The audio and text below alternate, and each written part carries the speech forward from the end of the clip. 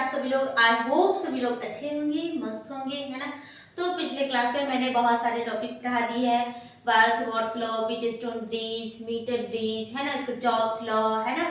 और ये सारे जो टॉपिक है बहुत ही इंपॉर्टेंट टॉपिक है। तो जो बच्चों अभी तक नहीं देखे हैं तो वो हमारे चैनल पर पहले से ही अपलोड है। ये सारे इंपॉर्टेंट टॉपिक है, तो आप वहां से जाकर के पढ़ सकते हैं हमारे चैनल पर से, है ना।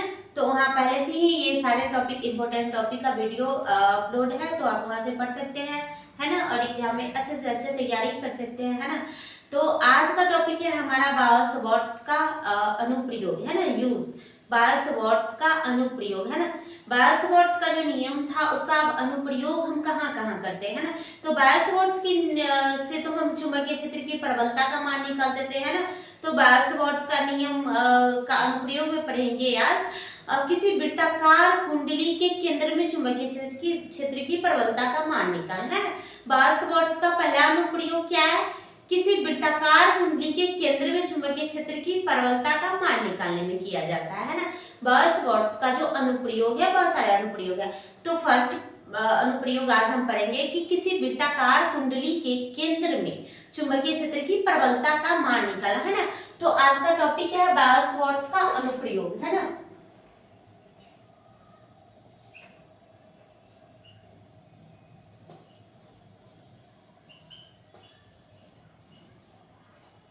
बायोस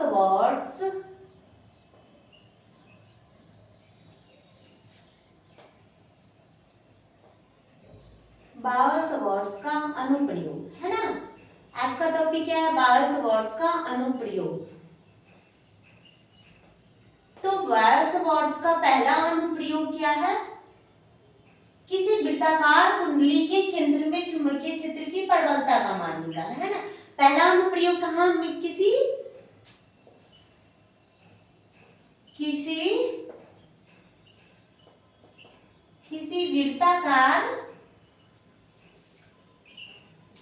वृत्ताकार कुंडली के केंद्र में, है ना।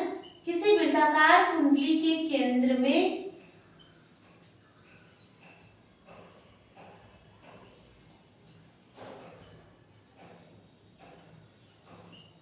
चुंबकीय क्षेत्र की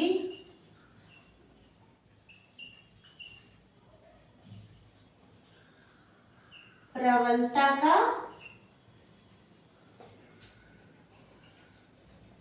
चुंबकीय क्षेत्र की प्रबलता का मान निकालने में बायोस वर्ड्स के नियम का अनुप्रयोग। तो पहला अनुप्रयोग क्या है? किसी वृत्ताकार कुंडली के केंद्र में चुंबकीय क्षेत्र की प्रबलता का मान निकालने में, है ना। निकालने में अब इसकी केंद्र किसी वृत्ताकार कुंडली के केंद्र में चुंबकीय क्षेत्र की प्रबलता का मान निकालने में किया जाता है बायोस वर्ड्स के नियम का अनुप्रयोग, है ना। लेकिन अब कैसे, है ना। ये कोई वृत्ताकार कुंडली है, वृत्ताकार दिख रहा है, मानिए ये वृत्ताकार है ना। कोई वृत्ताकार कुंडली है जिसके केंद्र में हमको चुंबकीय क्षेत्र की प्रबलता का मान निकालना, है ना। ये केंद्र है ना। और इसकी त्रिज्या माना r त्रिज्या का कोई वृत्ताकार कुंडली है जिसके केंद्र में चुंबकीय क्षेत्र की प्रबलता का मान निकालना है ना। और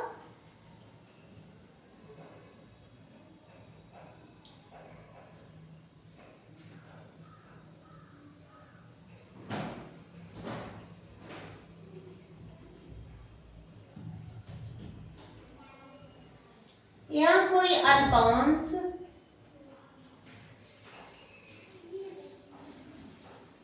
dl है ना। और यहाँ इसके अल्पांश और त्रिज्या के बीच 90 डिग्री का कोण बनता है ना। और इससे I धारा प्रवाहित होती है, इससे I धारा प्रवाहित होती है ना। I धारा प्रवाहित होती है। तो क्या लिखेंगे? माना R त्रिज्या का एक वृत्ताकार कुंडली है जिससे I धारा प्रवाहित होती है ना। इसके केंद्र में चुंबकीय क्षेत्र की प्रबलता का बायो-सवार्ट्स के नियम से इसके केंद्र में चुंबकीय क्षेत्र की प्रबलता का मान निकालना है ना। तो अल्पांश dl के कारण कुंडली के केंद्र में चुंबकीय क्षेत्र की प्रबलता का मान है ना। तो क्या लिखेंगे, माना r त्रिज्या का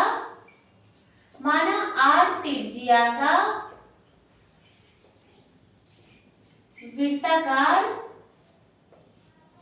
कुंडली है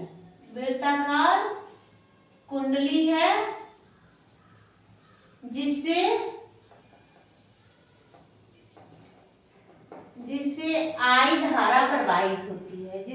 I धारा प्रवाहित होती है, है ना। अल्पांश dl के कारण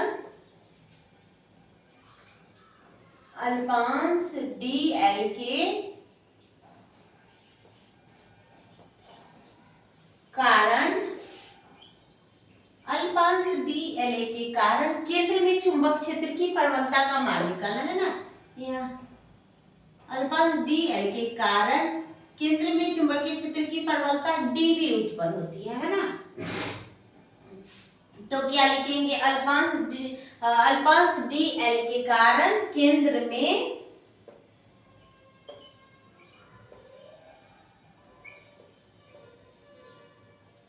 चुंबकीय क्षेत्र की प्रबलता dv उत्पन्न होता है।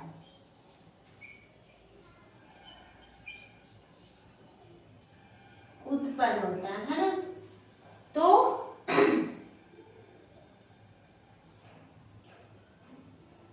यहाँ क्या लिखेंगे, माना r त्रिज्या का कोई वृत्ताकार कुंडली है जिससे I धारा प्रवाहित होती है ना। अल्पांश dl के कारण कुंडली के केंद्र में चुंबकीय क्षेत्र dv उत्पन्न होता है ना। अब त्रिज्या r और अल्पांश dl के कारण केंद्र में उत्पन्न चुंबकीय क्षेत्र की प्रबलता है ना, बायो-सवार्ट्स के नियम से चुंबकीय क्षेत्र की प्रबलता निकालना बताई है ना, कि μ0/4π आइडियल sin θ/r² है ना। तो यहाँ क्या लिखेंगे, धारा I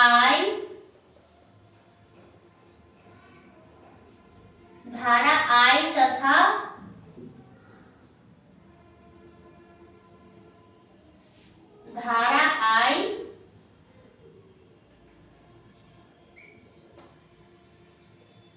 त्रिज्या r तथा अल्पांश dl के कारण चुंबकीय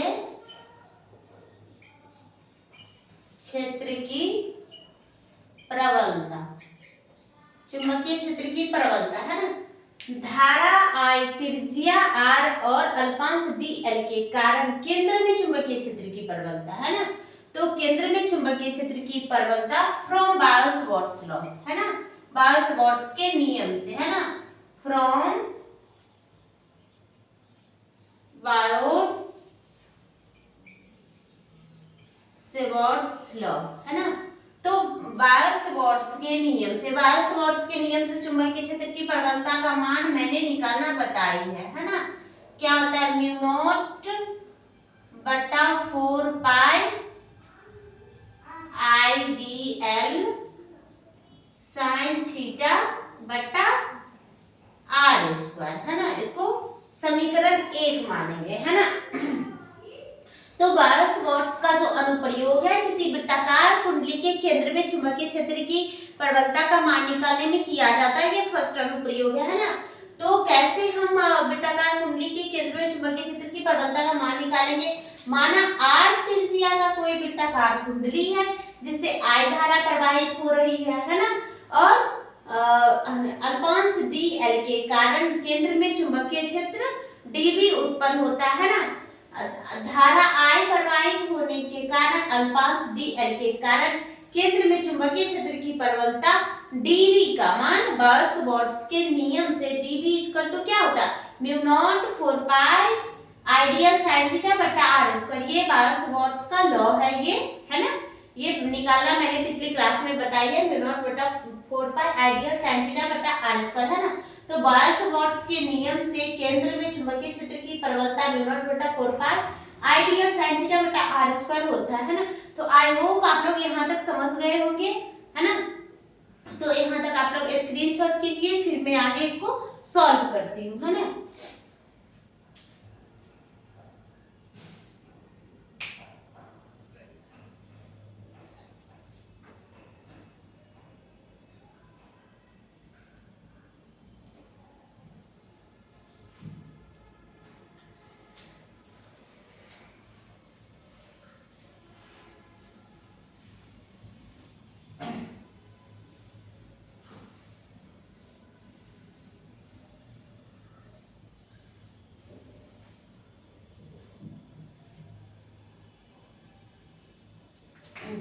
अब जो है ये धारा I, त्रिज्या R और अल्पांश DL, ये जो है अल्पांश DL पर ये क्या है, त्रिज्या पर 90 डिग्री का कोण बन रहा है ना। धारा I, प्रत्येक धारा I अल्पांश DL का जो त्रिज्या पे है 90 डिग्री का कोण बन रहा है ना। इसलिए साइन 90 बराबर साइन थीटा बराबर साइन 90 डिग्री, है ना। और साइन 90 का मान कितना होता है, 1 होता है, मैथ में हम लोग पढ़ चुके हैं, है ना। तो साइन 90 का मान 1 होता है ना। और इक्वेशन 1 में जो है r त्रिज्या का मान कैपिटल R देते हैं, है ना। तो यहाँ क्या लिखेंगे, put r equal to capital R, है ना। तो r का मान r देने पर और थीटा का मान 90 डिग्री देने पर, और 90 का मान क्या होता है, 1, है ना। यहाँ 90 डिग्री का कोण बन रहा है ना। आइडियल जो है धारा और ये प्रत्येक धारा I और अल्पांश DL त्रिज्या R 90 डिग्री का कोण बनाता है ना, इस पे 90 डिग्री का कोण बनाता है ना। तो यहाँ ये फ्रॉम इक्वेशन 1 में जो है इस सब मान पुट करेंगे, है ना। तो यहाँ क्या हो जाएगा, dv equal to mu naught बटा 4 पाई आइडियल साइन 90 बटा आर स्क्वायर, है ना। तो यही था समीकरण 1, है ना।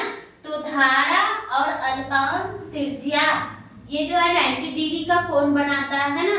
तो यहाँ पे साइन का बीच में 90 डिग्री का कोण बनता है ना, अल्पांश DL पे 90 डिग्री का कोण बनता है, जिस कारण ये साइन थीटा बराबर साइन 90 डिग्री और साइन 90 का मान 1 होता है ना। तो यहाँ क्या लिखेंगे, dv equal to mu naught 4 pi I DL बटा R स्क्वायर, है ना। सर 90 का मान 1 होता है, तो 1 यहाँ 1 से मल्टीप्लाई करेंगे तो आइडियल ही रहेगा, है ना।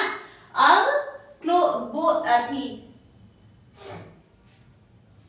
यहाँ पे क्या हो जाएगा, इंटीग्रेशन इन बोथ साइड, है ना।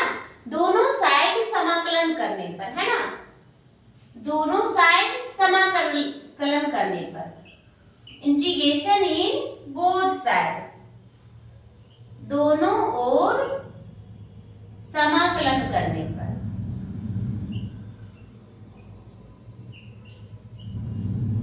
दोनों ओर समाकलन करने पर, है ना। इंटीग्रेशन इन बोथ साइड, तो दोनों ओर समाकलन करेंगे, है ना। तो समाकलन तो मैंने पिछले क्लास में ही पढ़ाई है ना। यहाँ इंटीग्रेशन करेंगे म्यू नॉट 4 पाई IDL बटा R स्क्वायर, है ना। अब यहाँ एक बात समझने वाली है ना, ये इंटीग्रेशन करेंगे, है ना। तो तो integration lower limited to upper limited, है ना। तो इंटीग्रेशन कहां से कहां तक हमको करना है, पहले तो हम इन्फिनिटी तक कर देते हैं ना, लेकिन ये इन्फिनिटी ये क्या है, वृत्ताकार पथ है ना। तो इसकी लंबाई कितना होगा, एक परिधि है ना, परिधि के बराबर, तो परिधि 2 पाई r है ना। ये वृत्ताकार कुंडली है ना। तो इंटीग्रेशन कहां से करेंगे, 0 से 2 पाई r तक, है ना, 2 पाई r तक। तो dv का इंटीग्रेशन करेंगे तो b आ जाएगा बराबर म्यू नॉट बटा 4 पाई, बाहर आ जाएगा, है ना, और i भी बाहर आ जाएगा, i बटा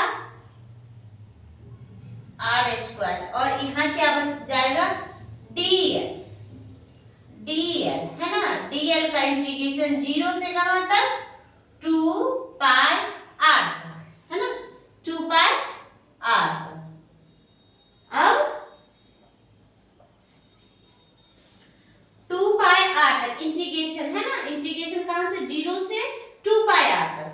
तो अब यहाँ हो जाएगा b equal to mu naught बटा 4 पाई i बटा आर स्क्वायर। इंटीग्रेशन में क्या होता है, upper limit minus lower limit, है ना। इंटीग्रेशन जब हम करते हैं तो upper limit minus lower limit, है ना। तो इसका क्या हो जाएगा,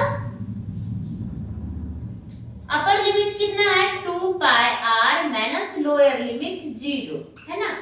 तो dl का इंटीग्रेशन करेंगे तो upper limit minus lower limit, है ना। तो यहाँ dl का इंटीग्रेशन में हम लिख दिए अपर लिमिट माइनस लोअर लिमिट, है ना। तो अपर लिमिट कितना था, 2 पाई r, और लोअर लिमिट 0, है ना। लोअर लिमिट 0 से 2 पाई r था, है ना।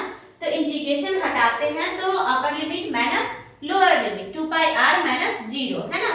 तो यहाँ b बराबर म्यू नॉट बटा 4 पाई i बटा आर स्क्वायर, और 2 पाई r में से 0 जाएगा तो 2 पाई r, है ना। यहाँ पाई से पाई कट गया, 2 से 2 2 जा 4, है ना, और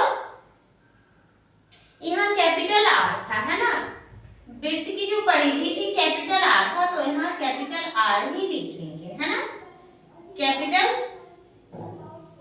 R ही लिखेंगे,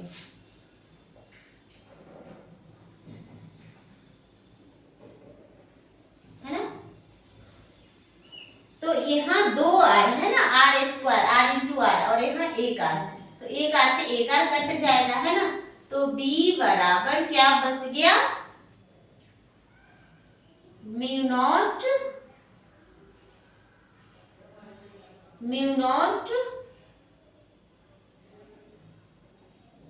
i बटा 2r, है ना, म्यू नॉट i बटा 2r, है ना, म्यू नॉट i बटा 2r। तो यही हो जाएगा वृत्ताकार कुंडली के केंद्र पर चुंबकीय क्षेत्र की प्रबलता, है ना। वृत्ताकार कुंडली के केंद्र पर चुंबकीय क्षेत्र की प्रबलता, ये dv जो है इसका मान यही हो जाएगा, चुंबकीय क्षेत्र की प्रबलता क्या हो जाएगा, म्यू नॉट i बटा 2r, है ना। और कैसे आया, इंटीग्रेशन करने पे, है ना, दोनों साइड इंटीग्रेशन किए तब जाके चुंबकीय क्षेत्र की प्रबलता म्यू नॉट i बटा 2r, है ना। ये वृत्ताकार कुंडली, अगर ये फेरों की संख्या बहुत सारे ये फेर आ रहे है ना, बहुत सारे रहे कुंडली, है ना, तो तब क्या होगा, तब अगर फेरों की संख्या n हो तो चुंबकीय क्षेत्र की प्रबलता जितना फेरा की संख्या रहेगा हम काउंट करके उतना से गुना कर देंगे, है ना। तो हो जाएगा mu naught n i by 2r। अगर फेरों की संख्या n है, यानी कि फेरों की संख्या कोई नंबर्स है, डिजिट है, तो वो डिजिट से मल्टीप्लाई कर देंगे इतना को, है ना। तो बायोट-सवार्ट्स का पहला अनुप्रयोग था वृत्ताकार कुंडली के केंद्र पर चुंबकीय क्षेत्र की प्रबलता का मान निकालने में किया जाता है ना। और वो मान निकालने में कैसे निकाले, है ना, बायोट-सवार्ट्स के नियम की सहायता से वृत्ताकार कुंडली के केंद्र पर चुंबकीय क्षेत्र की प्रबलता का मान म्यू नॉट बटा 4 पाई आइडियल sin थीटा बटा r स्क्वायर होता है ना। और यहाँ पे 90 डिग्री का कोण बना, इसलिए sin 90 का मान 1 होता है ना। और तो यहाँ पे म्यू नॉट 4 पाई और आइडियल बटा आर स्क्वायर, है ना।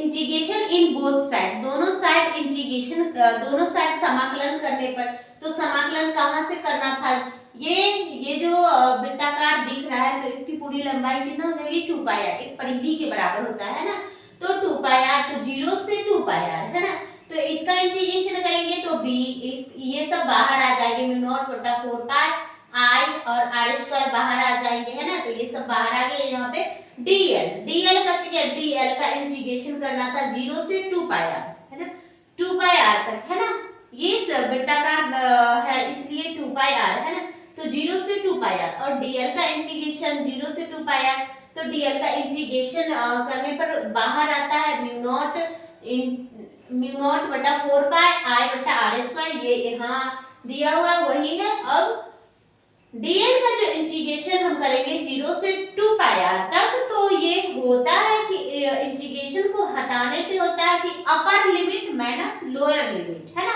इंटीग्रेशन हम हटाते हैं तो upper limit minus lower limit है ना, तो अपर लिमिट हमारा क्या था 2 पाई आर और लोअर लिमिट 0 है ना, तो 2 पाई आर माइनस 0 2 पाई आर है ना, 2 पाई आर और ये तो यहाँ से आ ही रहा है म्यू नॉट बटा 4 पाई आई बटा आर स्क्वायर है ना, तो एक आर स्क्वायर से ये आर कट गया, पाई से पाई कट गया, 2 से 4 2 बार में काटे 2 2 जा 4 है ना, तो b बराबर म्यू नॉट आई और नीचे क्या बच गया 2 और r है ना, b बराबर mu not I bye 2r। ये हो गया वृत्ताकार कुंडली के केंद्र पर चुंबकीय क्षेत्र की परवलता, b बराबर म्यू नॉट आई बटा 2r।